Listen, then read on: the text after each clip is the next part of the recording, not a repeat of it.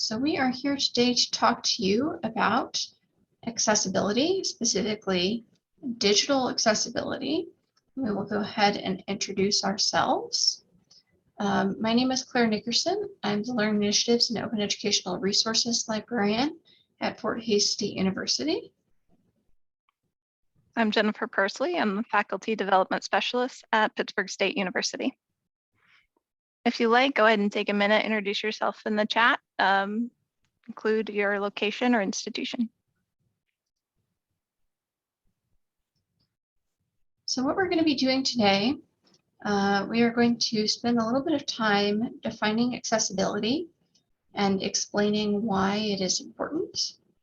And then we're going to review some best practices for accessible design, specifically for digital documents and web documents. Then we're going to explore some different tools that will help you to check for accessibility issues. At the end, we'll have some time for you to ask questions about accessibility and for us to answer those.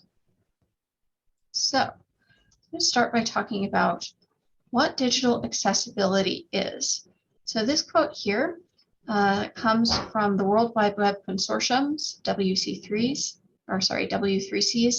Web Accessibility Initiative, which publishes standards and guidelines for web accessibility. I'm going to go ahead and put a link to this in the chat. There we go.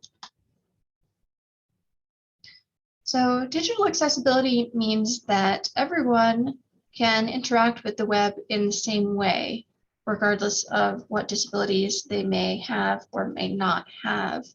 So that means they can perceive content on the web, they can understand that content, they can navigate that content, they can author their own content that contributes to the web. And digital accessibility encompasses all disabilities that affect access to the web, and that includes auditory disabilities, cognitive disabilities, neurological disabilities, physical disabilities, speech disabilities, and visual disabilities. So some examples, not entirely comprehensive, of some things that this can include. It can include video captioning. It can include clear layouts and text and labeling. It can include large buttons that are easy to click on, ways to contact content authors that don't require making a phone call, providing high contrast text, all of those lovely things. And we will go into a little bit more detail about specific best practices a little bit later in the presentation. I do also want to mention there is a hands-on accessibility workshop that Jennifer and I will be leading tomorrow, that final workshop session. So if you get to the end of this presentation and think, gee, I'd really like to learn more, come join us tomorrow and we will do some more hands-on accessibility exercises. Can we move on to the next slide, please? Great, and I do just want to share in the chat just a link that has some additional information about how different abilities affect access to the web, in case you were wondering how some of those disabilities that I mentioned might affect that. So why is accessibility important? It supports social inclusion, equal opportunity, and equal access. And a lot of things can really only be done online now, like applying for jobs. A lot of jobs you can only apply for online. Filling out certain forms, you can only do that now online. So it's really very important that everyone does have equal access to web content. And beyond that, it is legally required for public institutions. Title II of the ADA requires you to provide necessary auxiliary aids to equalize the opportunity for a disabled student to participate in the school program. And I will place a link to the ADA in the chat in case you want to read more about how that applies.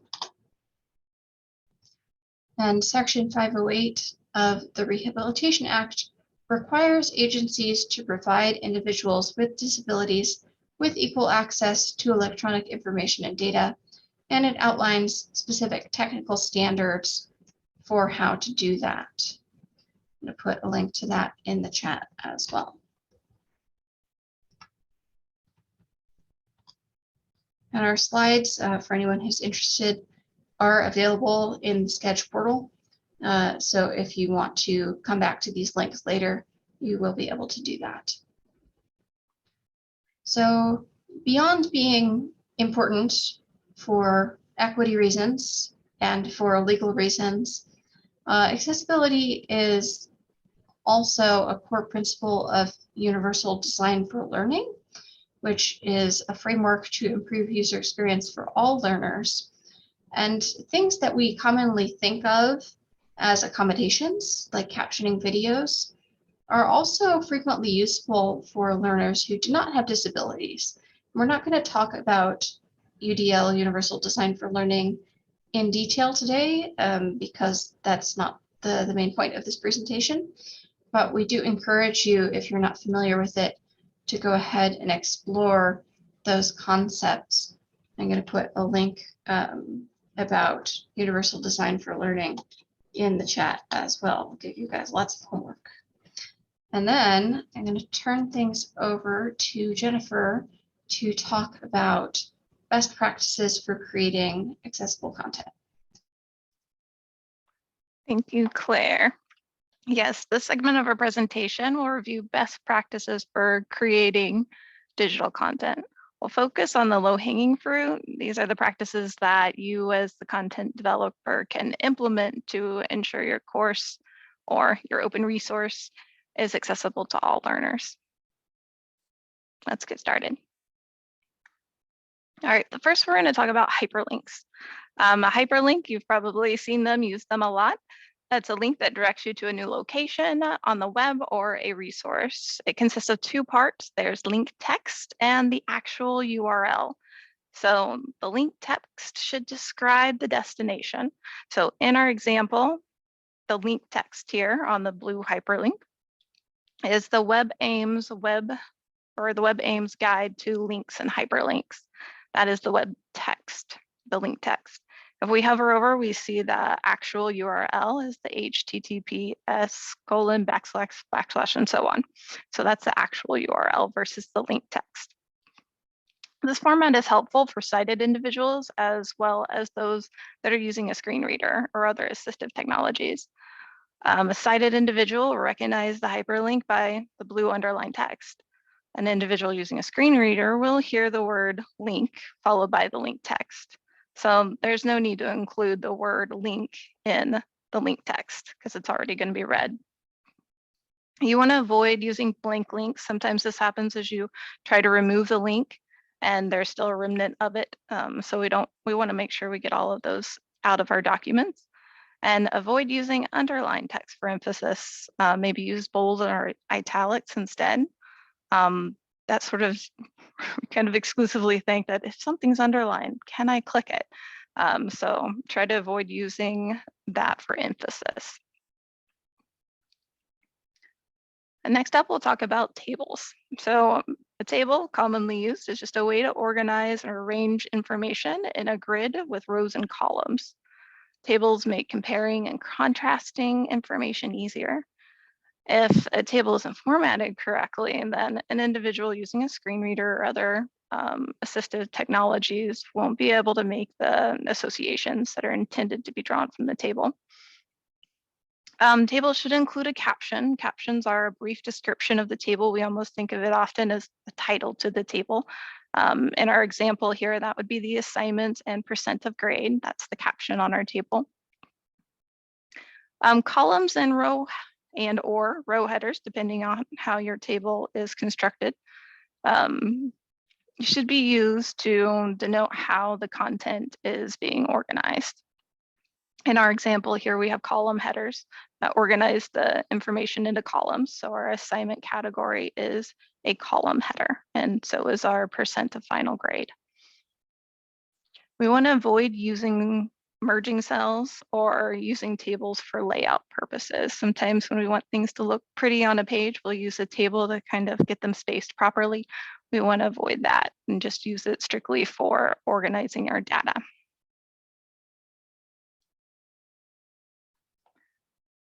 Next up is headings. Headings are used to describe the text that follows it. They just help guide the reader. They allow us to seamlessly skip from one topic to the next. It's sort of a visual indication. We create headings all the time and we see them in textbooks, right? But when they're not formatted properly, screen readers don't have the ability to jump from heading to heading. That means that the reader doesn't have the ability to find what they're interested in quickly. They may have to read through the entire page to get to the item that they're interested in. So we want to format them properly using the styles features and using proper nesting. So we want to start with a heading 1. And if it resides under heading 1 and we're talking more still within that topic, we could call it a heading 2. Then the screen readers and other assistive technologies will be able to identify that and be able to go directly to those areas for skimming purposes. Headings should be used in descending order to nest the information. Here in our example, this is a Word example. It starts with the title of the document. And the first item here is a heading 1. It's accessibility checkers. We'll talk more about these later. And within accessibility checkers, Microsoft offers several. So we talk a little bit about just in general, Microsoft accessibility checkers. So that would be a heading 2 because it is an accessibility checker. It's just a specific group of them. And then our heading 3s would be specifically a Word Microsoft checker or the PowerPoint Microsoft accessibility checker and so on. So we just sort of nest appropriately as we talk about different content items.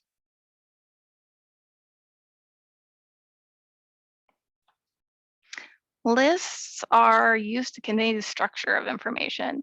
Bulleted lists are helpful with content with no order or no sequencing. Numbered lists are helpful when there is order or sequencing or ranking involved. Simply entering 1, 2, 3 as you create the list with your keyboard does not make it a numbered list. So we want to use the tools that are inside of the editor to help us format those lists. And I will say sometimes you see Microsoft saving us from ourselves and we do the 1, 2, 3 list and it auto corrects it and makes it into a numbered list. But oftentimes we want to just double check that when we're creating a numbered list, it is in fact tagged with one of these items as a numbered list or a bulleted list. Avoid using list options when no list is present. So don't use it for any other formatting. If it's a list, use the list tools. Otherwise, stay clear.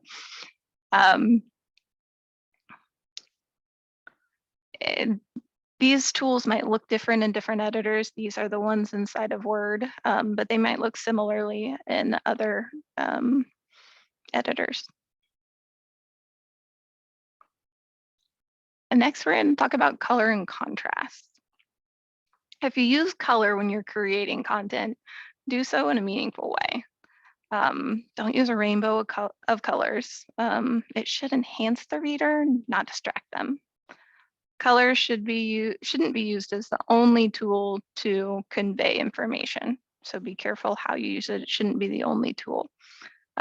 Individuals using assistive technologies and those with color blindness may not be able to distinguish between colors. So that's why we don't want to use it as the sole meaning. If you're wanting to use color to emphasize text, maybe your test is going to be tomorrow and it's in red. Use it in conjunction with bold or italics. That'll tell the screen reader that it is emphasized, where color alone isn't going to do that. When using color, ensure there's ample contrast. The higher the contrast, the easier it is to read, and it's going to reduce eye fatigue. In our example over here, we have some poor contrasts, and I don't know about you, but the yellow is pretty hard to see and particularly read. There's good contrasts here with the blue and purple. It's a contrast of 4.5 to 7. The best ones are going to be the darker shades in black.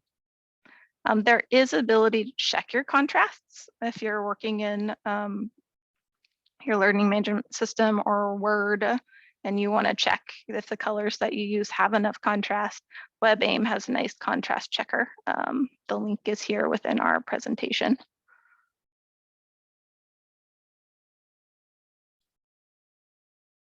Next up, we're going to talk about alternative text. This is used to describe the content of multimedia. Specifically here, we're going to talk about images. When a screen reader encounters an image, it's going to announce the word graphic, and then it's going to read the alt text associated with it. So there's no need for your alt text to actually include the word graphic or image, because like I said, it's going to be read to them prior to the alt text. Images that don't convey important information should be marked as decorative. In our example here, we have our cat picture, and he currently doesn't have any alt text. And what he has for alt text is actually the file name.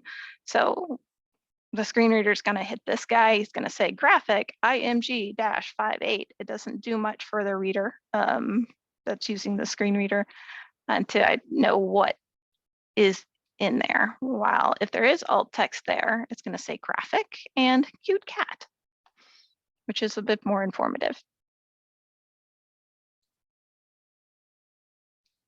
Next, we're going to talk about closed captions. Hopefully I didn't skip anything here. Closed captions are a text version of speech and audio content that's within multimedia. Closed captions make multimedia accessible to those with hearing impairments. Additionally, closed captions are used by non-native speakers, individuals with, or individuals in very quiet environments, such as a library, or a very loud environment, like an airport. You've probably used closed captions yourself in these situations. Closed captions should be accurate and use correct grammar and punctuation. We have a lot of services now that will auto-generate captions for us, which is great, but they definitely need to be added because a lot of times they lack the accuracy and punctuation needed. So they definitely need some edits after they're ran.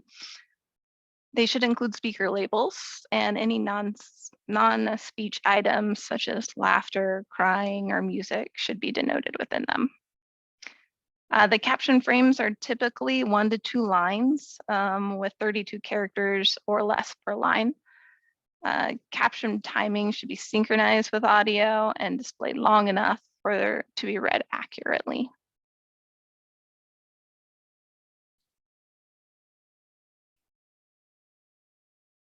And Claire, do you want to review the accessibility checkers, or do you want me to? Yes, I'd be happy to talk about accessibility checkers.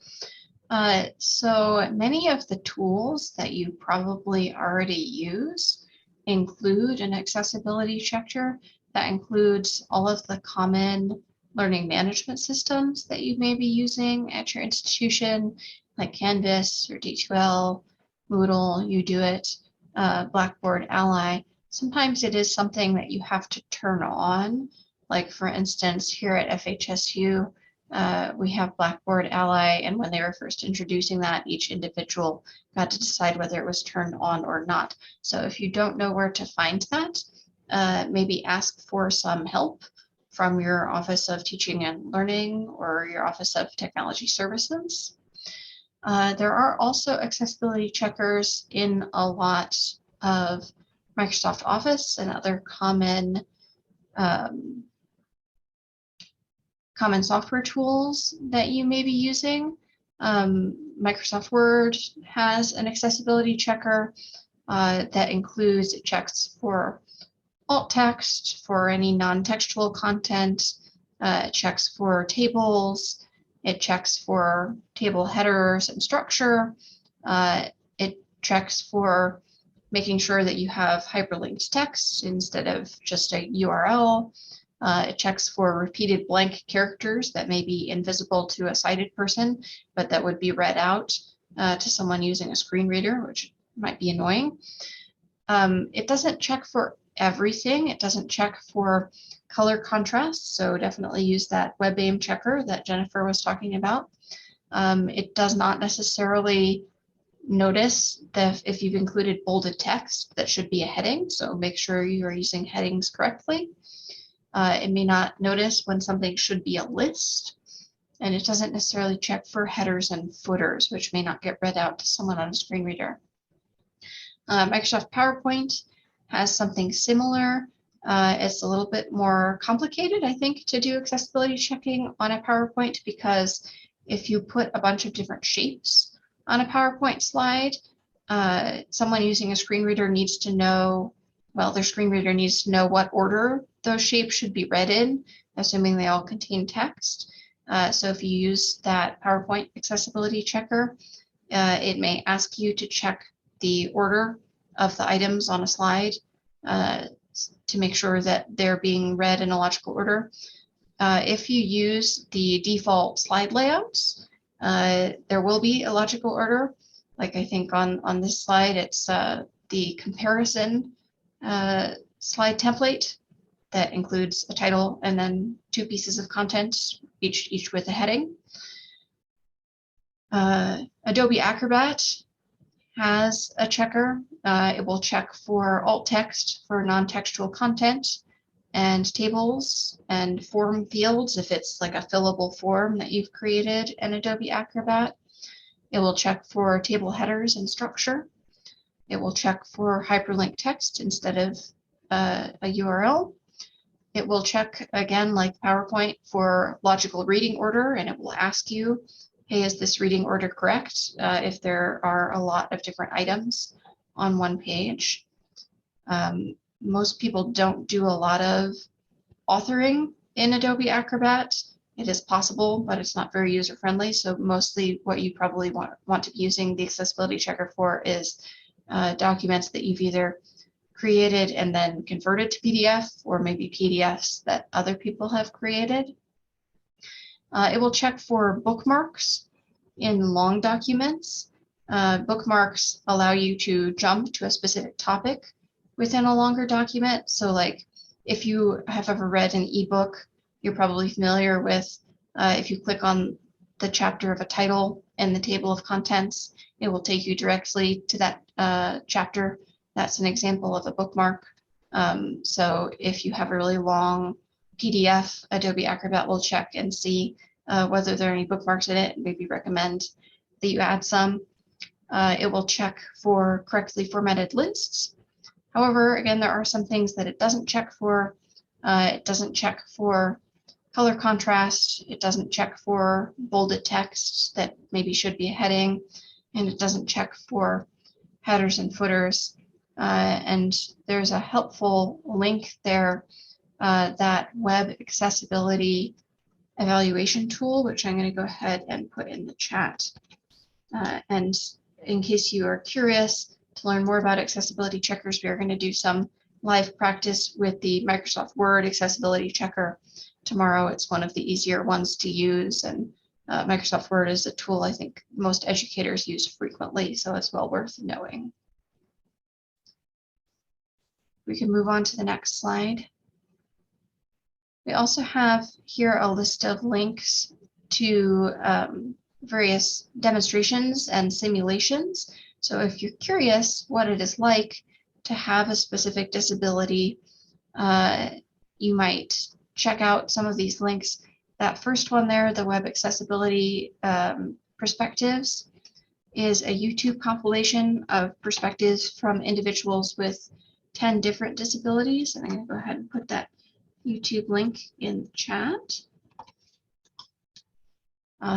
That second one, the screen reader demonstration, that's also a YouTube video. It lets you hear what a screen reader sounds like in use versus what the page looks like to you as a sighted individual, assuming that you are a sighted individual. Put that one in the chat as well. The other links are for simulators that let you experience an approximation of what it would be like to have various disabilities. So there's one there for dyslexia and for low vision and for color blindness and for caption fails. The caption fails one is actually like a little quiz that checks how closely you are reading the captions. It's pretty fun. I'm going to put those in the chat. as well. And again, this presentation will be available via Sketch if you want to find these links again later. Jennifer, is there anything you want to add before we move on to questions? I don't think so. You covered it well. Did you want to explore any or move on? Sure, you are the driver. So if you want to open some of them up, so we have a little bit of extra time.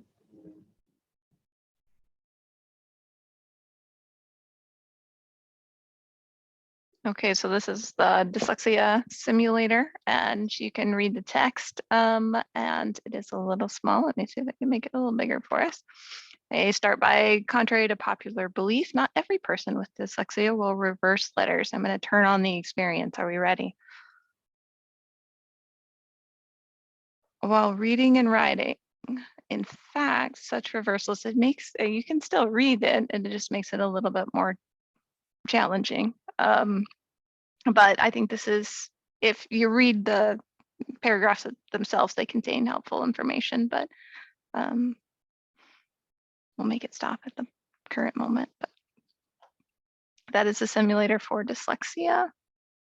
Minimize that guy and try the color blindness simulator.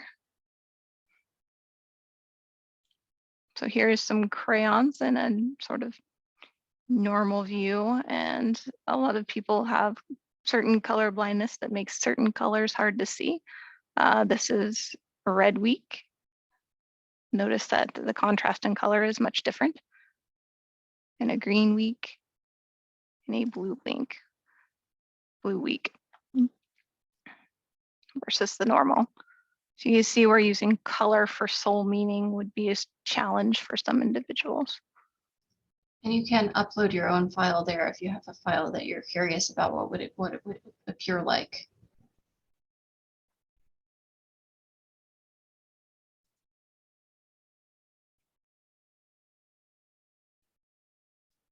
From here, we'll move on to questions. If you have a question, please feel free to type it in the chat. If you don't mind being in the recording, you're also welcome to unmute. Yeah, or if you have resources that you'd like to share.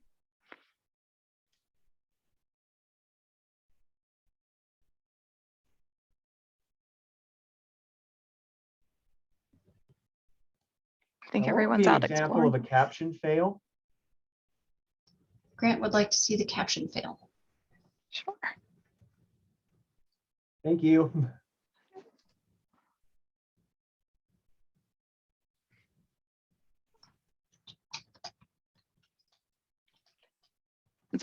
Essentially, when captions are possibly auto-generated and they didn't exactly come out correctly. I think we did include sound on this one, is that right? The bold look, I'm loving it. I'm channeling my Anna Keeley. That's what my thoughts exactly. I'm like totally going for that vibe. Definitely. Yeah, I think. So on that particular snippet, it's kind of a quiz to say what should the captions be, and would it give the end user the right information. So that is a caption fail. And there's others besides that one, but you get to go through and take the quiz. Other questions? Thank you. I see there was a question. I teach Japanese. There are no spaces in the written language, so I will often color code parts of speech, specifically verbs and particles. Is there something I should be adding? Jennifer, you want to tackle that, or shall I attempt?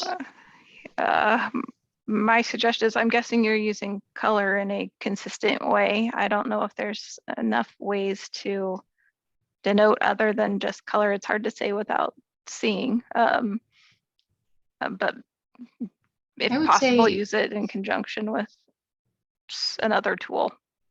Bold, yeah, I think it depends on what tool you're using. You know, if you're using, say, Microsoft Word, there may be fewer options. If you're using maybe PowerPoint, you might be able to add like some little tags with little arrows that point to specific words and say, this is a verb, this is a particle. I'm actually familiar with this issue because I'm currently studying Japanese.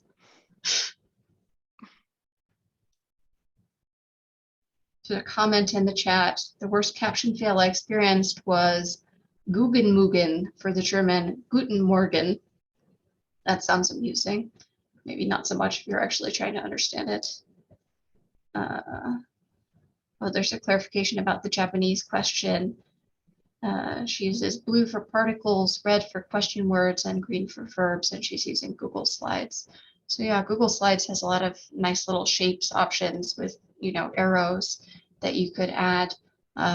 If you're only using 3 different colors, you might also explore maybe different shades of gray, because that would be challenging maybe to differentiate between if you were color coding every part of speech, but if you're only color coding 3, it might be relatively easy. Any other questions? It's a question, just wondering about the title being required within a Word document. The title is already displayed at the top. Why do you also need to add the same title within the document?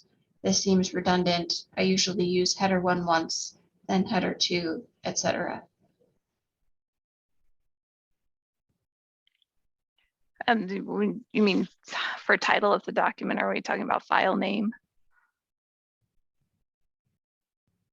Yes. Yes. Okay. I mean, I think headers, probably sole use of headers are possibly okay. I haven't ran one to see if it checks without title, if it would flag it or not. Claire, have you? No, but our chat participant says that it does. It does. Okay. I could see it needing it for structure of the document, but of the two, I would think that the heading structure would be throughout the document the most important. But I don't necessarily think that file names aren't necessarily always descriptive of what is within the document. They aren't always equal to the document name, essentially. Mm-hmm. Any other questions?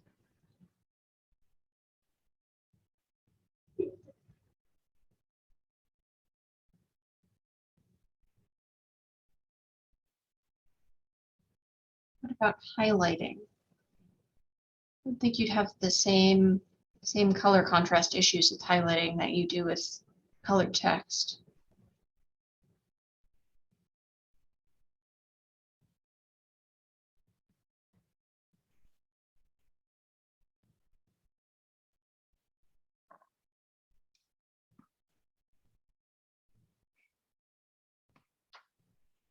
As you run some of the checkers, they often give you, particularly I'm thinking Word and PowerPoint, give you rationale as to why, and then tips on how to fix.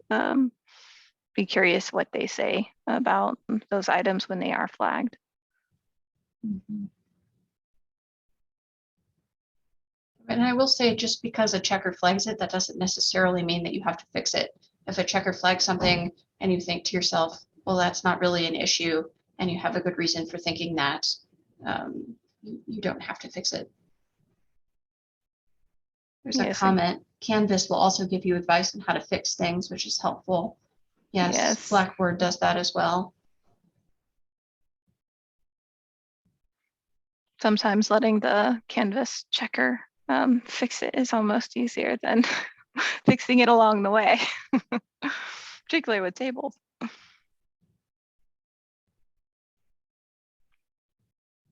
Any other questions?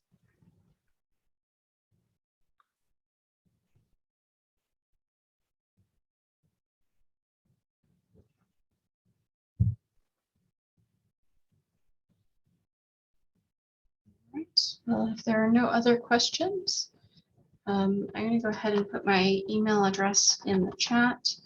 Jennifer, I don't know if you want to do that as well, in case anyone comes up with additional questions afterward. But if we don't have any additional questions now, I'm going to go ahead and stop the recording.